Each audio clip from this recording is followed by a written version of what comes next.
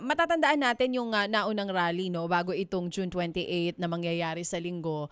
Meron sa Luneta and then meron sa EDSA. And finally this time, iisa na lang yung ating venue. Doon po ba sa mangyayaring rally sa Linggo, wala pong ipagbabawal na mga placards na po pwedeng dalhin itong mga makikiisa po sa kilos protesta? Tama po, wala pong pagbabawal sa pagbanggit ng mga pangalan ng mga kurakot na dinastiya, ng mga kurakot na contractors at iba pang mga related na panawagan. Maliwanag po yan doon sa mga meeting ng mga grupong nag-organisa nitong White Ribbon March. At alam Pero, naman kasi natin sige na po. may ilang mga grupo na ang gusto lang panagutin ay si Duterte, meron namang iba ang gustong panagutin lang si Marcos. Dito po sa White Ribbon March, parehong pinapanagot ang mga dinastiya, yung mga nangungunang dinastiya. Kaya nga yung iba nating mga statement o pahayag nakalagay din, hindi lang simpleng lahat ng sangkot dapat managot. Ang nakalagay pa ay mula sa tuktok, lahat ng sangkot dapat managot. Kasi ang nangyayari nga, yung mga small fish, yung mga nasa ilalim lang na kurakot, yun ang inuunang ikulong at kasuhan.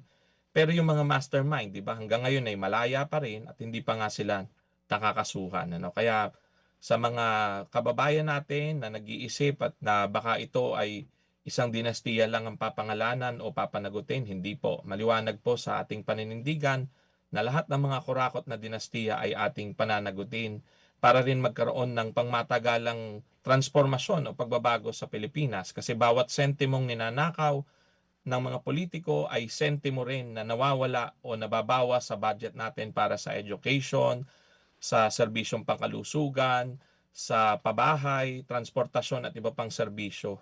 No, yung nabanggit do sa mga interviews kanina, no, nakikinig ako yung kakulangan ng serbisyo para sa mga kabataan natin, counseling services at iba pang mga serbisyo, yung pang recreation, para sa sports training ng ating mga estudyante para may iba silang pagkakaabalahan sa halip na ang pagdidiskitahan nila ay ang pambubuli ng kanilang kaklase. Lahat ng yan, bakit tayo kulang sa ganyang mga serbisyo? Dahil yung pondo ay ninanakaw ng mga korap na politiko at dinastiya. Kaya yung mga isyu pong bumabagabag sa ating lahat, konektado talaga. Yung kahirapan ng buhay natin na yung buwis nating binabayaran ay hindi nagagamit sa serbisyong panlipunan, no? Sa pagsiservisyo sa taong bayan, yan ang dahilan kung ba't tayo naghihirap. Kaya alam nating lahat na kailangan nating patuloy na magprotesta, mga lampag, para maalala ng gobyerno ang tunay nilang dapat na ginagawa ay paglilingkod sa interes ng mamamayan, hindi sa interes ng kanilang bulsa.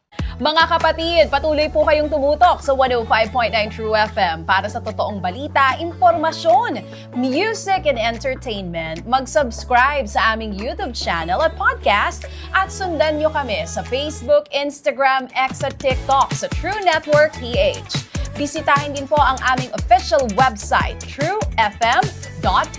At panoorin din kami sa True TV Signal, Channel 19. Kami po ang 105.9 True FM. Laging true sa'yo, kapatid.